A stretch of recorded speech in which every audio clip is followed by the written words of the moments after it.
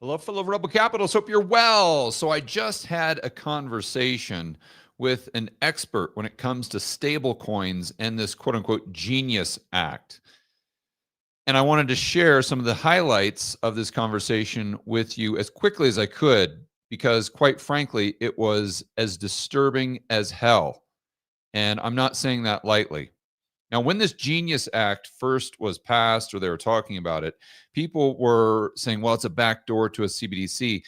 And initially I said, I don't know, because in order to have a CBDC have all of these draconian and 1984 Orwellian type features, you would need everything on one ledger. That's the ideal foundation, let's just say. And I didn't see how the Genius Act was doing that, but I wasn't thinking it through completely. So once I had this conversation, then I kind of had the epiphany moment. The light bulb went off, and I'm like, I see. I see how this could lead to something incredibly nefarious, something that if you're someone who values freedom and liberty, you should be terrified of. And that's probably putting it mildly, to be honest with you. So let's go into, first and foremost, kind of the plumbing for a CBDC. And then I'm going to go over some of these highlights that I was referring to from this conversation I just had. And then you guys will start connecting the dots here very quickly. So here we go. Central bank digital currency ecosystem. The top is retail CBDC, bottom wholesale. Now let's look at this wholesale first and foremost. Let me see if I can zoom in. Yeah, there we go. That's easier to see. So we've got the central bank. This is the issuer of the currency or the CBDC. And in the middle, notice what we have here: payment records, database, or ledger. You see how everything flows into the database ledger? And this is why I say constantly, and people often misunderstand this, I say in order to have a functional CBDC, you've got to have everything on one ledger. I say that over and over and over and over and over again. And people say, oh, well, Trump came out and banned something that they would call Fed coin or a CBDC. Okay, fine. But can Trump or anyone in his cabinet or the regulators, can they define what a CBDC is? I don't think so. Because let me show you what I'm referring to. Right here, you see this payment records, everything leading to that. So we've got approval of payments. Okay, got it. And then since this is wholesale, this is just talking about interbank transactions. So we've got commercial bank 1 right here, commercial bank 2 right here. And so on the left, this is the payment sender. And on the right, this is the payment receiver as far as the bank, right? And so on the retail side, this would be someone at this bank, the sender's bank, buying something at Chipotle, and Chipotle is banking with the payment recipient bank on the right, and they do this transaction. So how does it get settled at the end of the day? Well, one of the ways they can do this is they've got to have some sort of software. Obviously, there has to be some sort of technology to where these banks are able to talk to one another. And let's just say that they're using something like Swift. Okay, so a message goes back and forth. They say, hey, we need to do this transaction. This is how we settle. Here's how it's going to work. And they decide, okay, let's go ahead and settle this on the Fed's balance sheet. So the commercial bank deposit liability for $20, let's just say they spent $20 at Chipotle, that goes from this bank over to that bank. Okay, great. But they're giving them a liability, so they have to give them an offsetting asset, or they have to reduce their liabilities. But just to keep it simple, we'll say we have to send them an asset. So then what they would do is they would go ahead and create a payment. They would verify the payment, and this would be settled most likely in this case with bank reserves on the Fed's balance sheet. So the $20 liability would go from this bank to this bank, and then a $20 asset, their bank reserves, they both have accounts at the Fed, would go from this bank to offset the liability that they just sent them for that burrito that the dude just bought at Chipotle. That's how it works. And then you've got the regulator over here who's kind of monitoring the transactions with the banks and doing all these things that the banks don't pay any attention to. And then you've got the payment validators, public authorities, commercial banks, approval payments. I don't know, maybe this is net settlement. They're talking about chips or something like that. But the bottom line is this should remind you of something exactly like we already have. And what I'm referring to specifically are bank reserves. So these little gold things right here, just pretend those are bank reserves. And the payment records, the database, the ledger, just that's the Fed's balance sheet. So how is what we have right now not a wholesale CBD system? The answer is it basically is. We already got it. It's just not called a CBDC system. It's just called wholesale interbank settlement on the Fed's balance sheet using bank reserves. So what differentiates the system we already have to the system we don't want to have? Because it has all of those draconian Orwellian 1984 type of ramifications. Let's go up to the retail. You see how the account issuer, they're issuing the money here, manage credentials. Okay, got it. They create the account and they create the broad-based money, dollar credit, whatever you want to call it. And this is what these people are transacting back and forth with. And then once they transact, let's say she buys the burrito and the dude owns the Chipotle, using that prior example, and they pass that message on to the bank. And then that settles on an interbank ledger, let's say, and then it goes to the ledger of the Federal Reserve. So you have all of these ledgers between banks. They have to all match up. They have to settle at the end of the night. And then that coincides with them doing, if you want to call it final settlement, on the Fed's balance sheet, just using this as a hypothetical.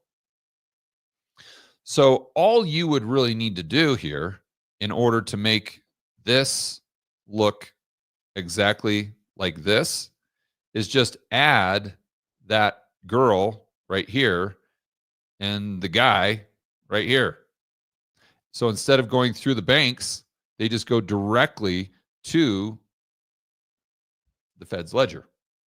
And that's why I always say the foundation for a CBDC is having everything on the Fed's balance sheet, let's say. So then what you would do is, instead of the banks sitting here creating broad money by lending it into existence, well, this gal that's right here and this dude right here, they would just go directly to the Fed's balance sheet. So the Fed would lend broad money into existence. Base money and broad money would basically be the exact same thing. But that's the least of your worries. The bigger worry is that they would see every single transaction, remember, because they're all in one ledger. And so in real time, they would have this data. They would be able to crunch that data, and they would be able to use that to issue a social score. They would be able to use that to go ahead and see if you've done something naughty, and they can go ahead and instantly freeze your account. They could program this money very easily because, again, it's all in one ledger. It's centralized. So you would have to use it within a certain time frame. Where doing that through the banks themselves, because you're dealing with all of these different ledgers and all these things have to talk to one another, they have to be fungible, you're settling back and forth and blah, blah, blah, blah, blah. It makes it very difficult to pull that off. Very difficult to pull it off. So now that you kind of understand the plumbing that we're dealing with, now let's go back to this conversation that I had with this expert. And that's actually going to be released this evening on the Rebel Capitalist Interviews channel. And he made me aware of the fact within the Genius Act, so that's right here, and I'm not sure exactly where it is in the Genius Act. I'm still trying to read through the whole thing to kind of understand all the ins and outs and the details. But he revealed the fact the Genius Act made it illegal for non-bank entities to pay interest on their stablecoin. So a non-bank, although the stablecoins are basically a bank, They're technically a non-bank entity. Let me use the example of Tether. You guys have heard of Tether. This is a private company. They don't have a bank license, and they're taking dollars. They're issuing you Tether. They're taking those dollars, they're buying treasuries, and those treasuries or whatever they're buying, that's what backs up the dollar or the Tether they issued 1-to-1. In theory, that's how it works. But Tether doesn't pay you any interest on those Tethers, even though it is really kind of like a bank. So what they're saying is with the Genius Act, they would make it illegal for at any point in the time in the future for Tether to pay you or USDC. What is that? Coinbase, their stablecoin.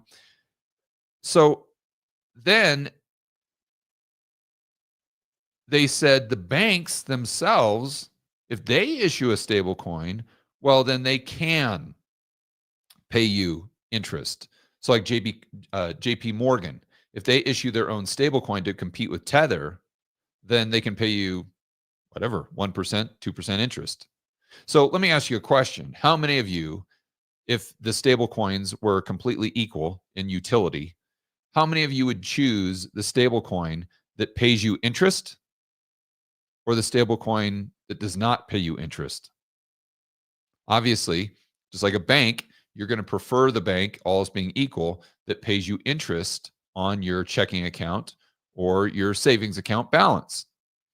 So what's going to happen is basically with this Genius Act, they wiped out the free market or the non-regulated free market because everyone is going to everyone that wants to use these things is going to gravitate toward JP Morgan.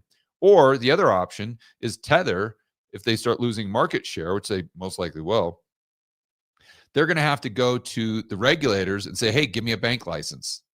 Now, all of a sudden, where's the power? Where's the power in that relationship? It's with the government, because the government picks the winners and losers. You get a bank license, you don't. And whoever we choose to get the bank license, well, then they're the ones that are going to be able to compete with JP Morgan. And if I'm just buddies with JP Morgan and I don't want any competition, or JP Morgan, Jamie Dimon doesn't want any competition, and I'm going to do him a favor, then I'm just not going to issue any licenses. And then he basically has a monopoly on issuing the stable coin that everyone wants because it pays the interest rate. So then we have to think about, okay, well, if everyone that wants to use a stable coin, I keep prefacing with that.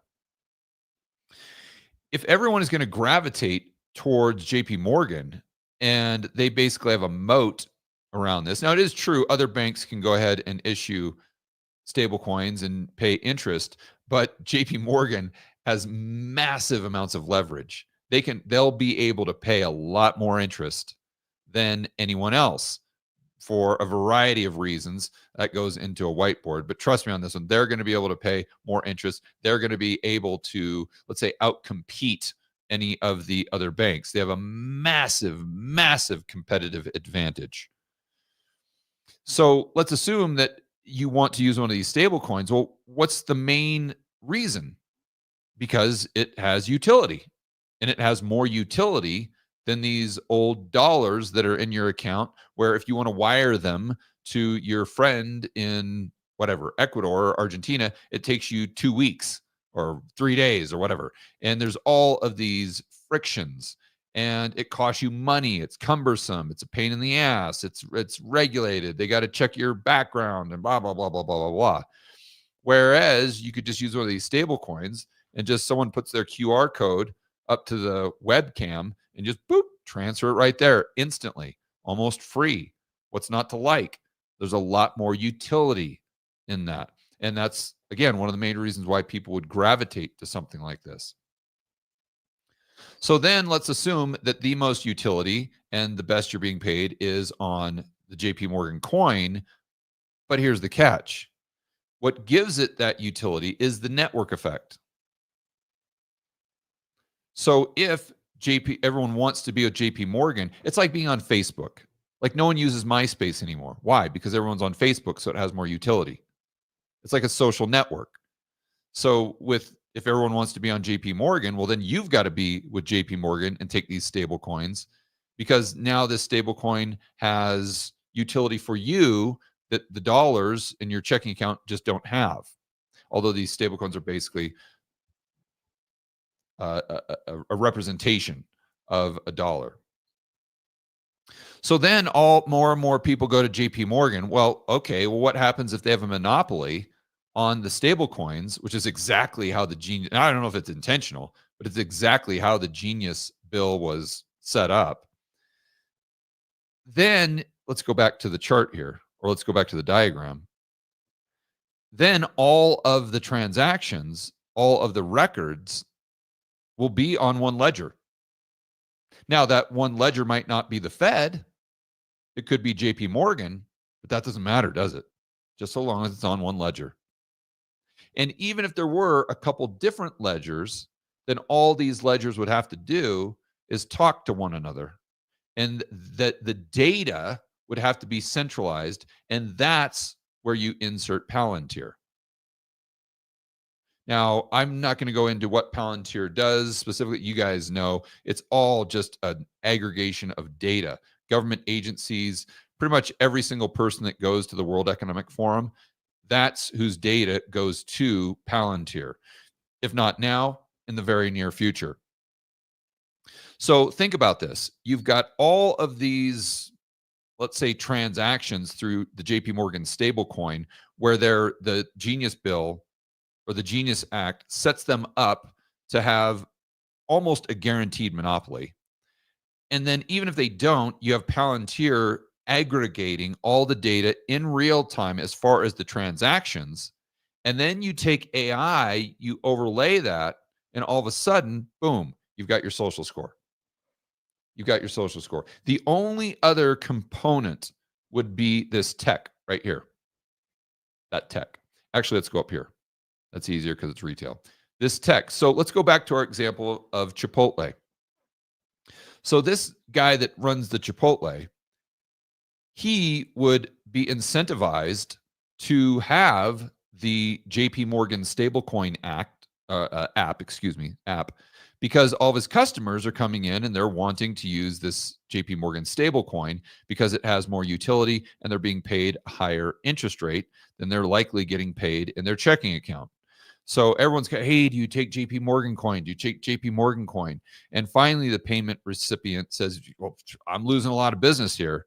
I've got to take this coin. So what do you have to do to take the coin? You've got to download the app. So then this gal comes in to buy her burrito, and this dude just has the QR code up on his phone, and then she just pays, super simple, just through that QR code.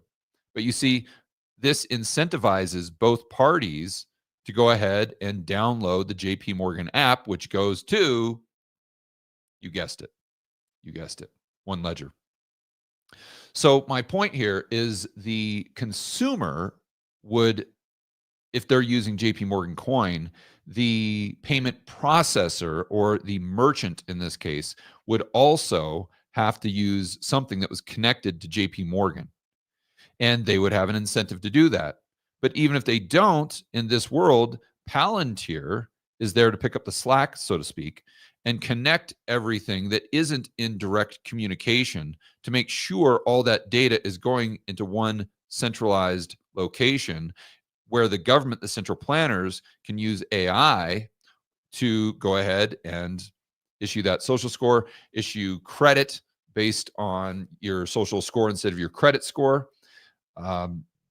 They can create this programmable money. I mean, that would actually be very easy to do.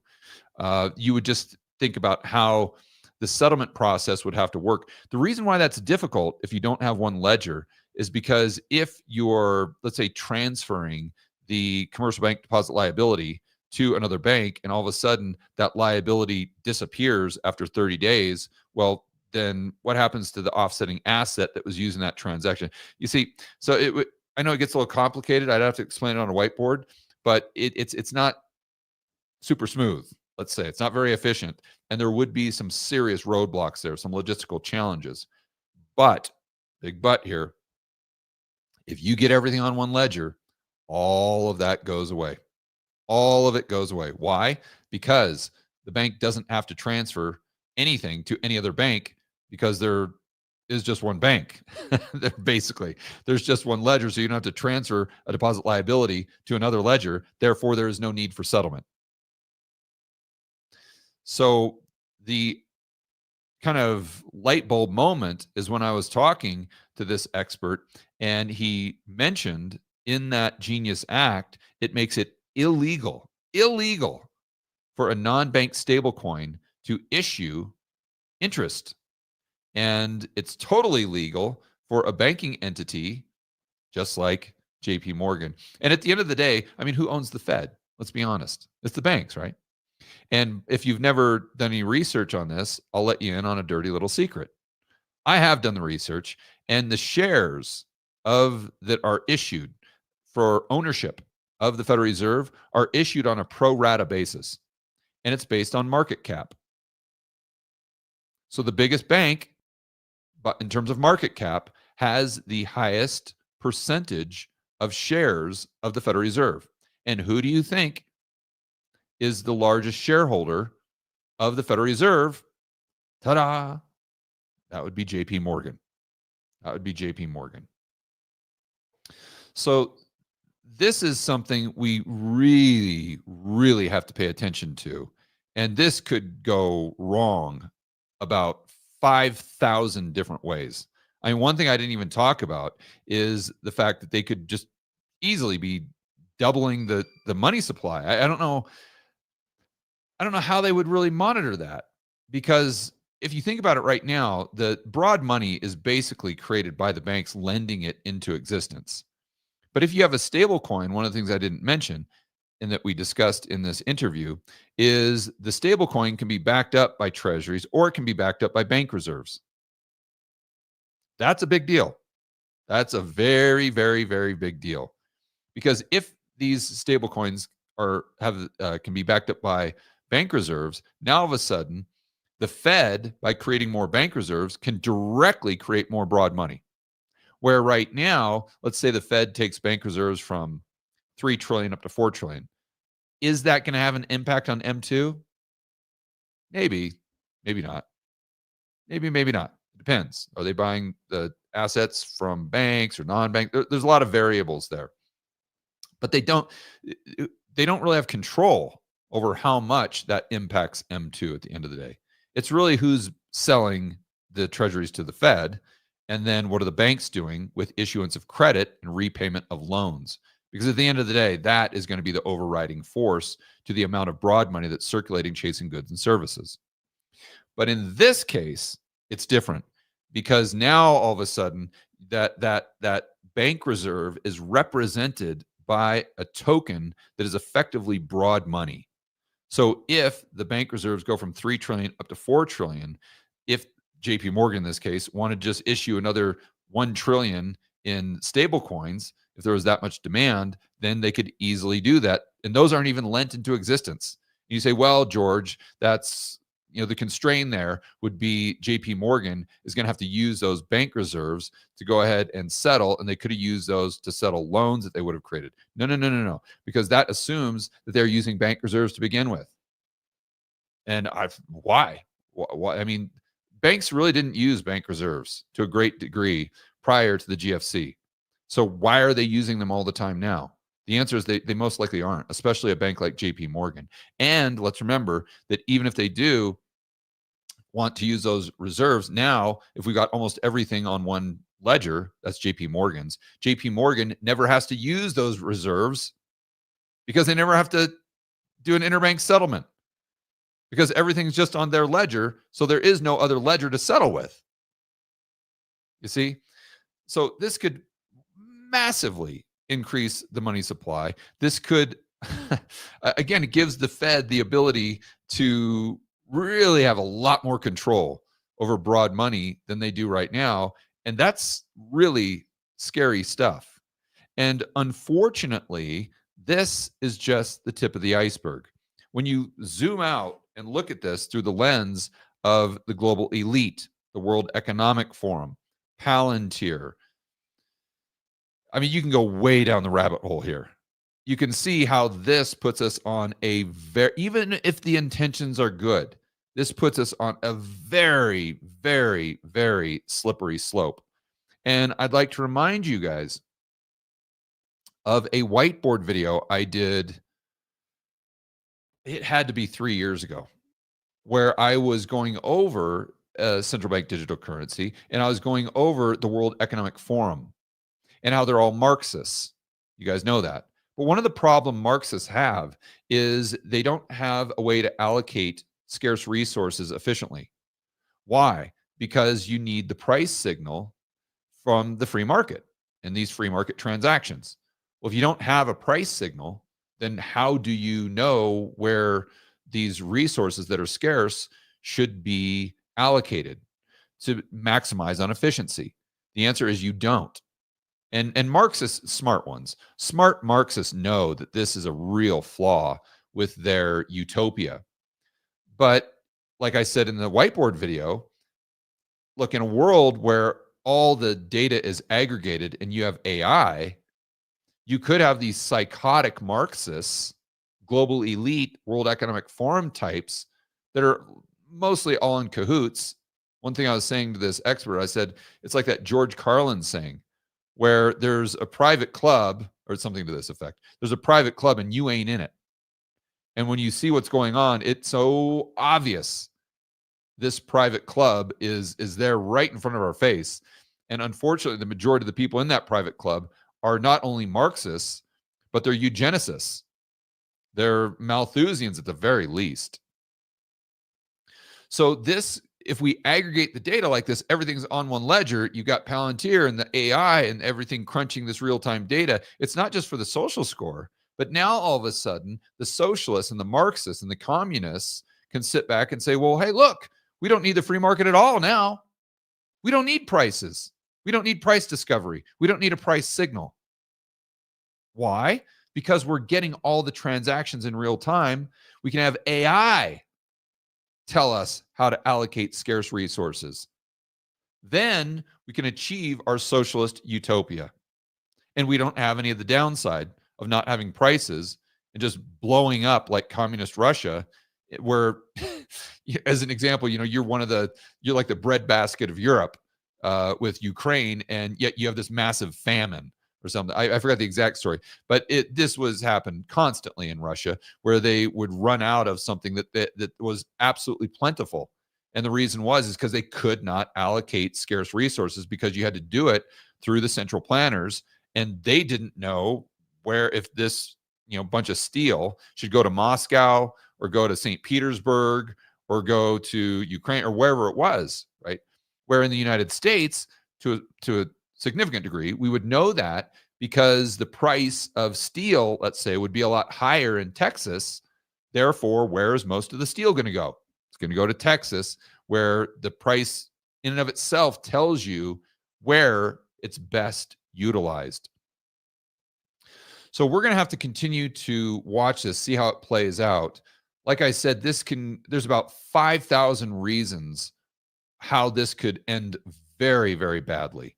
This, at the very least, puts us on a slippery slope, even if the intentions are good. Let's just say that Trump or whoever passed this, the administration, even if their intentions were to make sure that the United States stays competitive for DeFi, that's fine.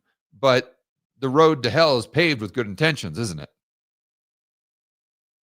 And if you understand the plumbing, and if you understand how this works, you see that this puts us on a path. This takes us this puts us in a direction that we don't want to go down, or this puts us in a direction we don't want to go. Period. End of story. So when you're looking at the Genius Act, or you're looking at these stable coins, make sure you're doing that and paying very close attention to what they're backed by, and you're paying very close attention to who else is using it and what ledger is that going to. Where is this information going? Right? If I'm using the JP Morgan coin, let's say, because I have to for my business and all these other things, where, if I have someone come in and pay me $20, where is this transaction settling? Like right now, if you pay me or whatever, I have an account with Wells Fargo. Okay, Wells Fargo is going to be part of that transaction. That's going to somehow have to be settled at the end of the day with the other bank's ledger. We kind of know that.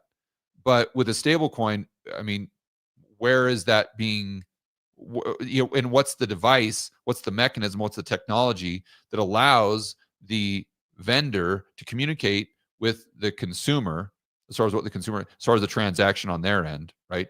And then where does the information go? How is it being aggregated? And then how is that information being utilized? This is what we really have to pay attention to. All right, guys, enjoy the rest of your afternoon. As always, make sure you are standing up for freedom, liberty, free market capitalism. We'll see you on the next video.